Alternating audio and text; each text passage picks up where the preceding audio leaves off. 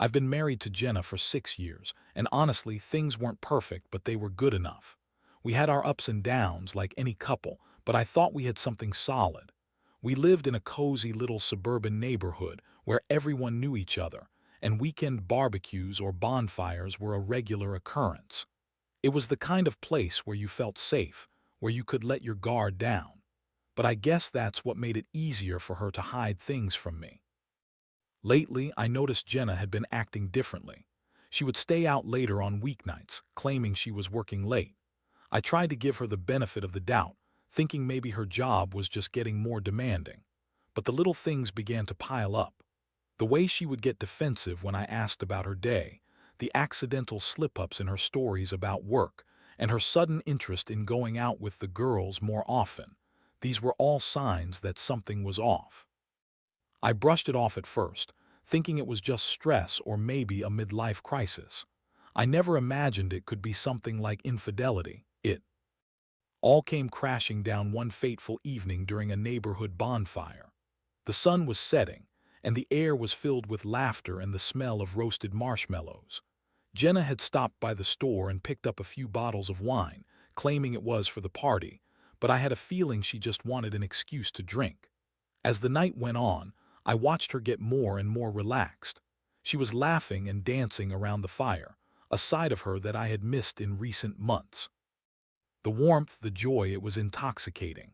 But little did I know, so was the wine. It wasn't long before Jenna started talking, and when she drinks, she talks. But this time, she wasn't just chatting about the weather or our favorite shows. No, she started spilling secrets about her work and her coworkers.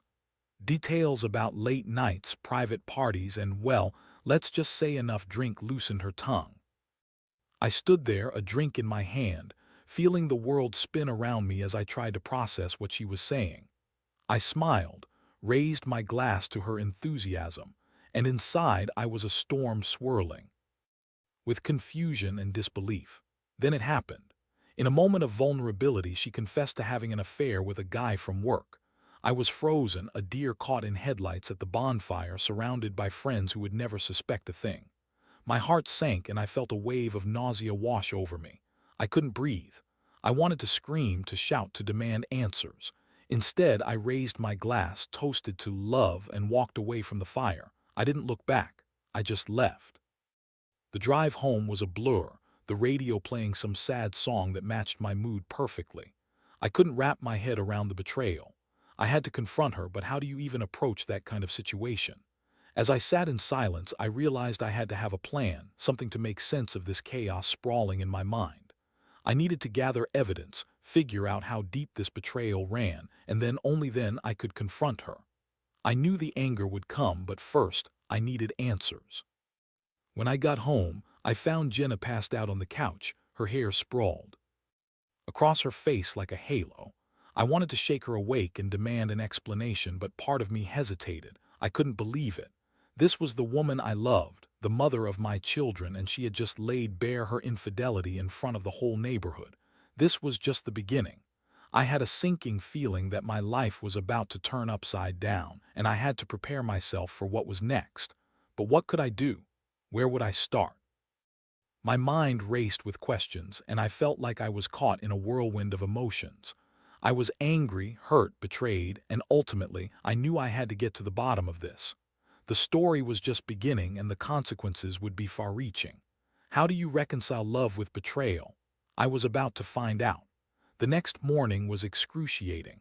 I woke up to the sound of Jenna in the kitchen, humming a tune as she poured herself a cup of coffee. It was a mundane scene, almost normal, but it sent a fresh wave of anger through me. How could she act like everything was fine after what she had confessed? I sat on the edge of the bed, my heart racing as I replayed last night's events in my mind. I could feel the weight of the betrayal pressing down on me, and every beat of my heart echoed the reality of her infidelity. I took a deep breath, trying to steady myself. My plan was to confront her, but I needed to be strategic about it. I couldn't just dive in guns blazing. I needed to gather my thoughts first. I spent the morning packing around the house, cleaning up the mess from the party the night before, all the while formulating my next steps. I couldn't let her see the storm raging inside me, but I also couldn't pretend everything was okay. After a while, I finally steeled myself and walked into the kitchen. Jenna looked up from her coffee, a bright smile on her face. "Morning, babe. Want some coffee?" she chirped, oblivious to my internal crisis. It was infuriating how she could act so nonchalant after having spilled her secrets the night before. I forced a smile and joined her at the kitchen table. "We need to talk," I said, my voice steady despite the turmoil within me. She looked at me, her smile fading slightly. "About what?" she asked, a hint of nervousness seeping into her tone. "About you and your little work escapades," I replied, keeping my tone calm. I watched as her expression shifted from confusion to realization and then to something I couldn't quite place: fear, guilt. "What do you mean?" she stammered, suddenly defensive. "Stop acting like you don't know," I said, trying to keep my anger in check. "I heard you last night, Jenna. You confessed. You're cheating on me." The words felt heavy as they left my lips, and I watched her reaction closely. At first, she tried to laugh it off as if I were joking. "Oh, come on, don't be ridiculous. You know how I get when I drink." But her laughter faltered when she saw the look in my eyes. "Ridiculous? You think this is funny?" I shot back, feeling fury and betrayal bubbling to the surface. "You think I'm just going to let this slide? You were out there sleeping with someone else while I was at home, waiting for you." Her face twisted with annoyance and she crossed her arms defensively. "You're overreacting. It was just a fling. It didn't mean anything." "Just a fling," I echoed, incredulous. "It doesn't mean anything. You don't get to downplay this." My voice was rising now and I could feel the adrenaline coursing through me. "You don't get to betray me and then brush it off like it's nothing." Jenna's expression shifted, and for a brief moment I saw a flicker of vulnerability. "I'm sorry, okay? I was just feeling lost and I made a mistake. It was stupid. I didn't think you would find out." "Didn't think I would find out." I felt a swell of disbelief. "You confessed. You told me, Jenna. What do you think I'm supposed to do with that information?" In that moment, I realized the extent of her dishonesty. It wasn't just about the affair itself. It was about the way she dismissed it, as if it were nothing more than a careless hiccup in her life. I was filled with a mix of anger and sadness, and I knew that I couldn't let this go unaddressed. As the words tumbled out of my mouth, I felt a strange sense of clarity. I was done with the lies. I needed to understand how deep this ran to find out if there was any part of our marriage worth saving. I decided I would do whatever it took to uncover the truth, even if it meant facing the painful reality of her actions head-on. I took a deep breath and lowered my voice, trying to keep my emotions in check. "You need to tell me everything. Who is he? How long has this been going on?" Jenna hesitated, her eyes darting away as if she were searching for an escape. "It was just a one-time thing, I swear," she stammered. "Just some guy from work. We had a few drinks and it just happened. I regret it, I really do." Her excuses felt flimsy, and I couldn't help but wonder how many times she had repeated this same story before. Each lie stacked on top of another, building a wall between us that now felt insurmountable. "I need the truth, Jenna," I insisted, trembling with a mix of anger and hurt. "I can't even begin to think about what happens next until I know exactly what I'm dealing with."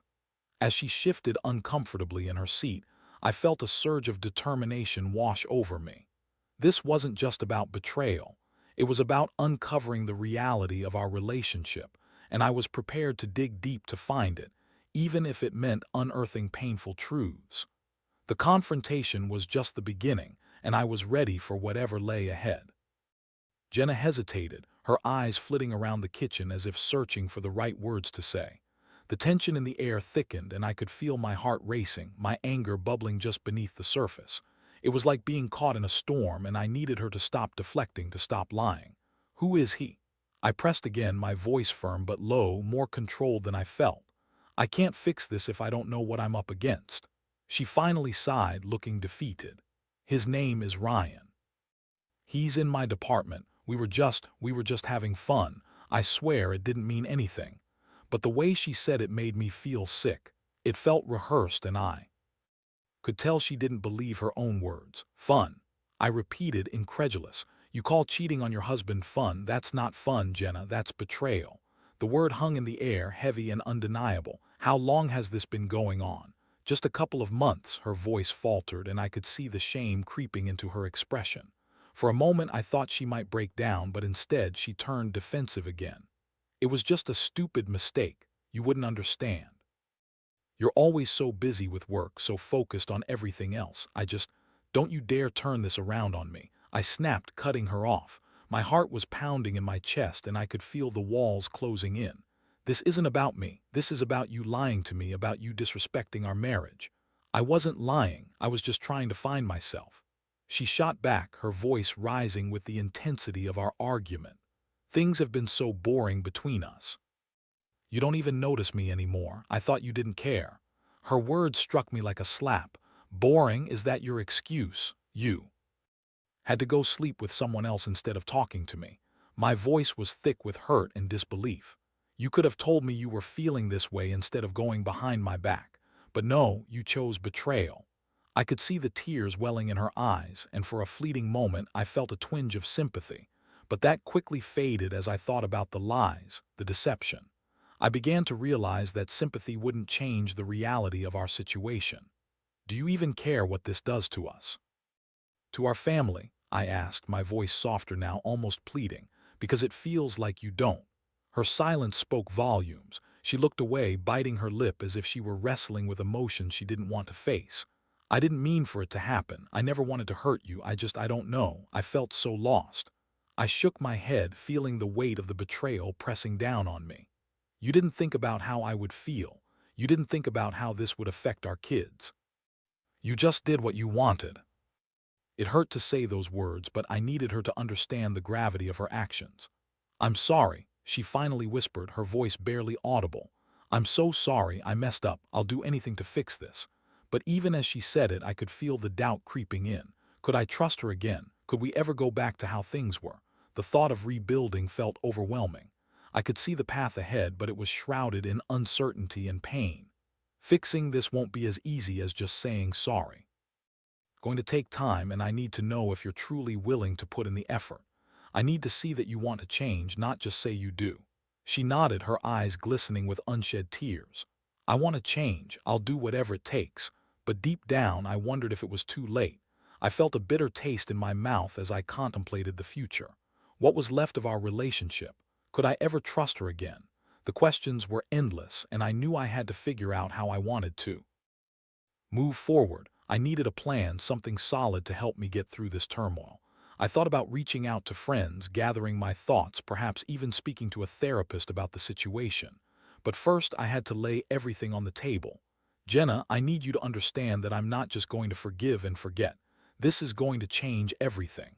Her eyes widened, and I saw the realization wash over her. What do you mean? I mean we have to take a step back. I need space to think about what I want. I can't promise I'll be able to just forgive you and carry on like nothing happened. The words felt heavy, but they were necessary. Space. You mean you want to separate? She asked, incredulous.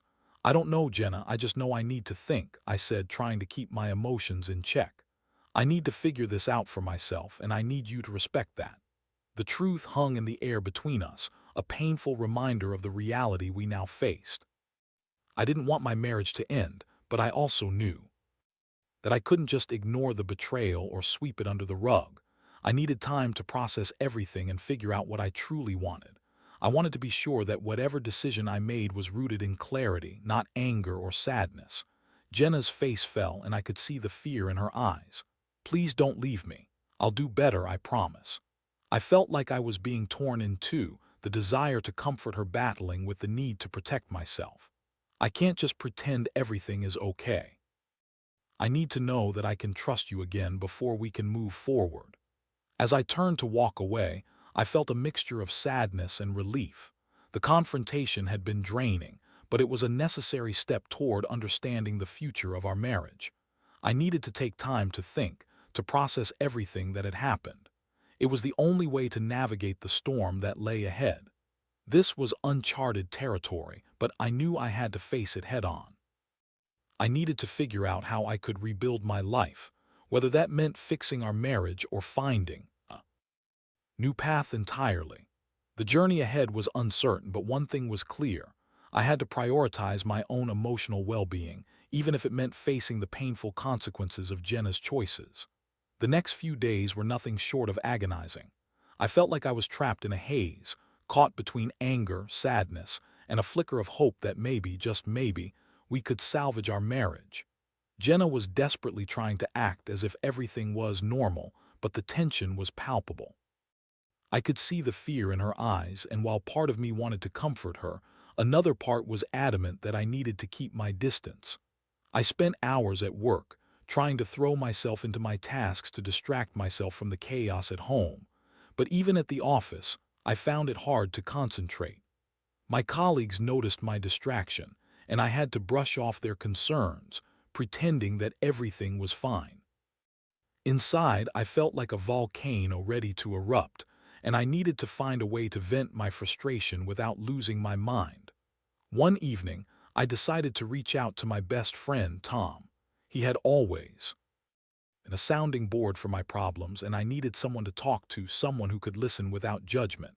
We met at a local bar, and as soon as I walked in, I felt a sense of relief wash over me.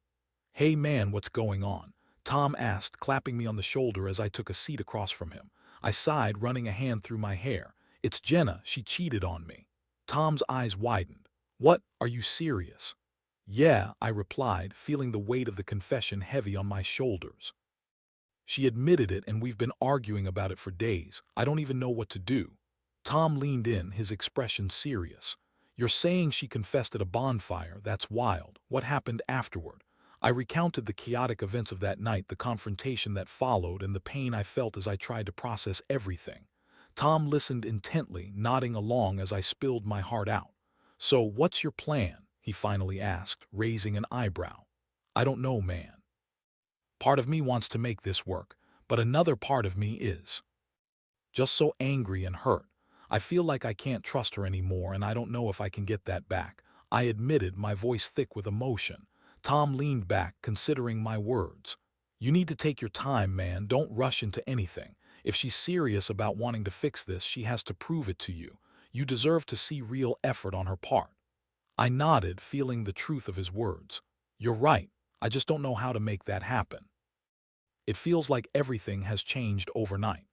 "Maybe you should set some boundaries," Tom suggested. "Tell her that you need time to think things through. If she really wants to save the marriage, she'll respect that and give you the space you need." The idea resonated with me. I hadn't really thought about it that way. I had been so caught up in my emotions that I hadn't considered the power of setting boundaries.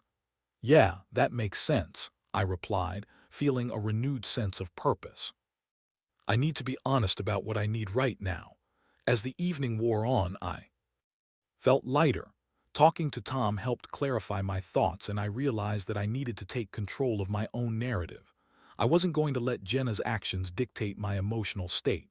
I had the power to decide what happened next, and I needed to focus on my own healing. When I returned home, Jenna was already in bed, the soft glow of her phone lighting up her face. As I walked in, she glanced up, her expression shifting to one of apprehension. "Hey," she said, her voice tentative. "How was your night?" "Fine," I replied, trying to keep my tone neutral. "I spoke with Tom, he had some advice." Her eyes widened slightly, and I could see her bracing for whatever was to come next.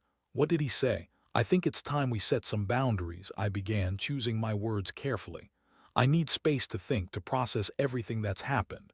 I can't just pretend everything is okay right now." Jenna's face fell, and I could see the worry etched on her features. "Space? Like a separation?" she asked softly, almost pleadingly. "Not necessarily a separation," I clarified. "More like I need time to figure out what I want. We can still communicate, but I need to be clear about my feelings and what I need from you moving forward." She nodded slowly, a mix of relief and sadness washing over her. "I understand. I'll give you space. I just want you to know that I'm willing to do whatever it takes to make this right." As I lay in bed that night, I felt a mix of emotions swirling within me: relief, sadness, anger, and a flicker of hope. I knew the road ahead wouldn't be easy, but I was determined to navigate through it. I needed to focus on myself, to understand my feelings and what I truly wanted. In the days that followed, I took time to reflect on my emotions. I started journaling my thoughts, writing down everything I felt about the betrayal and the uncertainty that loomed over our marriage. Each entry helped me process my feelings, and I found clarity in the chaos. Jenna, for her part, seemed to respect the boundaries I set. She started reaching out less frequently, allowing me the space I needed. I could see her, trying to make amends, but I couldn't shake the feeling that it was going to take more than a few apologies to repair the damage she had done.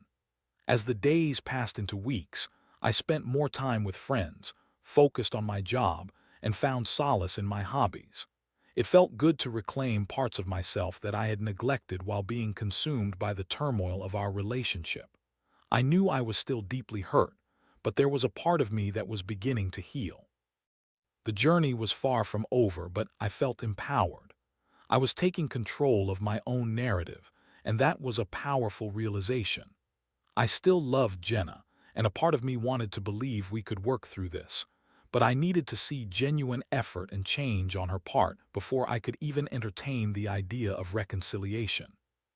In the end, I knew this was about more than just her betrayal. It was about my own journey toward healing, self-discovery, and ultimately, deciding what kind of future I wanted for myself, with or without her. The storm had passed, but the aftermath would take time, effort, and courage to navigate, and I was ready to face whatever lay ahead. Weeks turned into months, and the uncertainty of my relationship with Jenna hung over me like a dark cloud.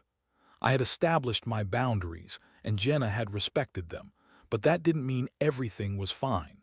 She was making an effort to show she was remorseful, but I still felt a palpable distance between us. I had fallen into a routine, work, gym, time with friends, but the void left by her betrayal was always in the back of my mind. One evening, I decided to invite a couple of friends over for dinner. Cooking had always been a passion of mine, and I thought a relaxed evening with good food and laughter might lift my spirits and give me a sense of normalcy.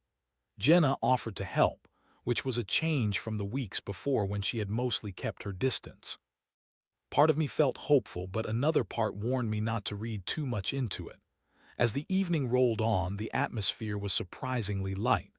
My friends, Sarah and Mike, arrived and we began cooking together, sharing stories and laughter. For a moment, I managed to forget the turmoil that had consumed my life for so long. Jenna joined in on the fun, laughing and joking as we prepared dinner. But during a brief moment of silence, I caught her watching me intently, and my heart raced. I could see the affection in her eyes, but I also sensed the weight of what had happened between us, lingering just beneath the surface. After dinner, we settled on the couch for a movie, and the casual camaraderie felt almost normal. But as I looked at Jenna sitting there, I felt a pang of sadness. I wanted to reach out to bridge the distance that had grown between us, but I was still hesitant. Later that night, after my friends had left, I found myself in the kitchen, cleaning up. Jenna joined me, and for a moment we stood side by side in silence, surrounded by the remnants of our evening. "It was nice to have everyone over," she said softly, breaking the quiet. "I've missed that." "Yeah, it was good," I replied, trying to gauge her tone. There was a hint of vulnerability in her voice that made my heart ache. "Do you think we can get back to how things used to be?" she asked, her eyes searching mine. I paused for a moment, weighing my words carefully. "I don't know, Jenna. I want to believe we can, but it's going to take time. You've hurt me, and I still need to figure out how to trust you again." "I understand," she said, her voice barely above a whisper. "I'm willing to wait.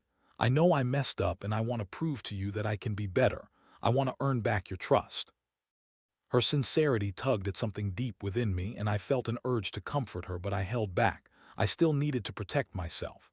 "It's not just about waiting," I replied cautiously. "You have to show me that you're committed to this. I need to see real change." "I will, I promise," she insisted, her eyes locking onto mine with determination. "I'm going to show you that I can be the partner you deserve." As I listened to her, I found myself torn between hope and skepticism. I wanted to believe her, to believe that she could change, but the scars of her betrayal were still fresh. The following days continued in this uncertain rhythm. Jenna made small efforts to reconnect. She would text me thoughtful messages during the day, cook dinner when I got home, and even initiated conversations about our future. I appreciated the effort, but I found it hard to let my guard down completely. One afternoon, I decided to visit a therapist, hoping to gain some perspective on how to navigate the complexities of our relationship. I poured my heart out, explaining the betrayal, my feelings of anger and sadness, and my desire to rebuild trust. The therapist offered valuable insights, suggesting that we both might benefit from couples therapy. When I brought the idea up with Jenna, she seemed genuinely enthusiastic. "I think that's a great idea," she exclaimed, her eyes lighting up. "I want to work on this together. I want to understand what went wrong and how we can fix it." I felt a flicker of hope ignite within me. Perhaps this was a step toward healing. We scheduled an appointment with a couples therapist, and as the day approached, I felt a mixture of anticipation and anxiety. I wanted this to work, but I was also scared of what the process might unearth. On the day of our first session, I felt a knot in my stomach as we walked into the therapist's office. The space was warm and inviting, with soft lighting and comfortable seating. I took a deep breath, trying to remain grounded as we settled into our seats. The therapist introduced herself, and we began discussing our relationship. Jenna opened up about her feelings of disconnection and how she had coped with it in unhealthy ways. It was difficult to hear some of what she said, but I could sense her sincerity and the desire to change. As the session progressed, I found myself opening up more about my own feelings, my anger, my hurt, and my reluctance to trust again. It felt cathartic to share my emotions in a safe environment. The therapist guided us through exercises designed to foster understanding and communication, and for the first time in a long while, I felt like we were making progress. After the session ended, Jenna and I walked out hand in hand. A sense of relief washed over me. I could see the glimmer of hope reflected in her eyes, and for a moment I allowed myself to believe that we might be able to rebuild our relationship. But as we got into the car, I couldn't shake the nagging doubt that lingered in the back of my mind. Would this be enough? Could I truly trust her again? I knew it would take time, but I was ready to embark on this journey with her, one step at a time. For the first time in a while, I felt a sense of cautious optimism. There would still be bumps along the way, but perhaps, with effort, we could find our way back to each other. I was determined to navigate through this, believing that healing was possible, even in the face of betrayal. The journey ahead wouldn't be easy, but I was willing to fight for our love and for the future we both desired. As the weeks turned into months, Jenna and I continued our journey through couples therapy. Each session peeled back layers of our relationship, revealing the roots of our problems and the fragility of trust. It was challenging to confront the hurt and anger, but I felt like we were making progress. Jenna was committed to showing me that she could change, and I was learning to express my feelings in ways I hadn't before. During one session, we delved into the reasons behind her infidelity. Jenna shared how she had felt increasingly neglected in our relationship, citing the long hours I spent at work and how I had become emotionally distant. Hearing her perspective was difficult, and while it didn't excuse her actions, it helped me understand her mindset at the time. I felt invisible, she admitted, tears streaming down her face. I thought if I found excitement elsewhere, it would fill the void. I felt a mix of anger and sadness, recognizing that her feelings were valid, but the betrayal still cut deep. "You could have talked to me about it instead of resorting to cheating," I replied, my voice steady but laced with emotion. "We could have worked through it together." "I know," she said, her voice breaking. "I was just scared. I didn't want to burden you. I thought I could handle it on my own." That honesty was a turning point for me. It was the first time I truly felt like we were both willing to put in the effort to understand each other. I realized that we both had room to grow and that communication was key. I couldn't change the past, but I could work on being more present and attuned to her needs. As we continued therapy, I noticed subtle changes in Jenna's behavior. She became more attentive, and I started to feel appreciated again. I made an effort to prioritize our time together, whether it was planning date nights or simply sitting down for dinner without distractions. We talked openly about our feelings, and it became easier to express our vulnerabilities without fear of judgment. One evening, As we sat on the couch watching a movie, I felt a warmth between us that had been missing for so long.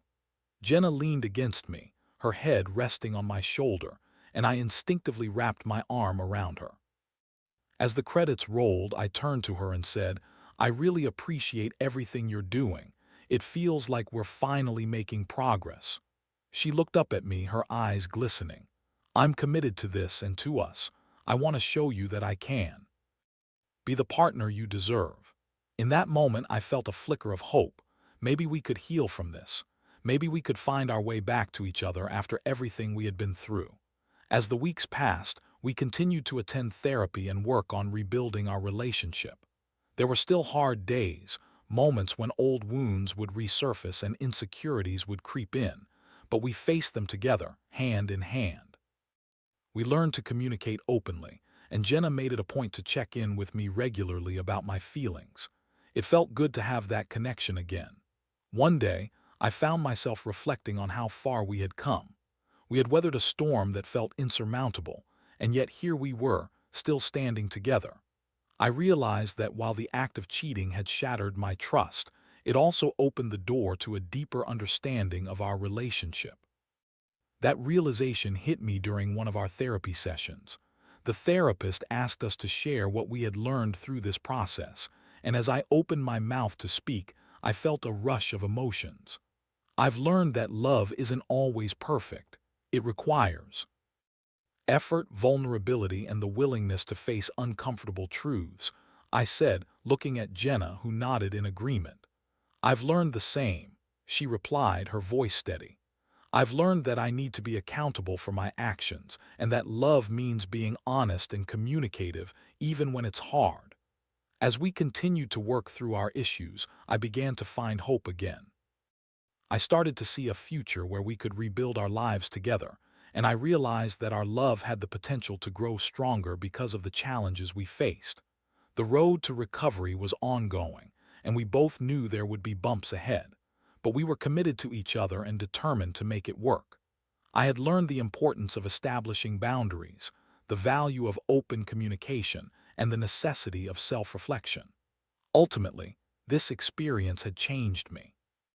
I felt more resilient, more aware of my own needs, and more capable of understanding Jenna's. While I would never forget the pain of her betrayal, I also acknowledged that it had forged a deeper connection between us. We were both learning to love each other better, and for the first time in a long time, I felt optimistic about our future. As I closed this chapter of our journey, I realized that love is not just about the good times. It's about weathering the storms together and emerging stronger on the other side. I was ready for whatever lay ahead, knowing that we could face it together. In the end, I found hope not just in my relationship with Jenna, but in myself. I had learned that even in the darkest moments, there's a chance for renewal, healing, and the possibility of a brighter tomorrow.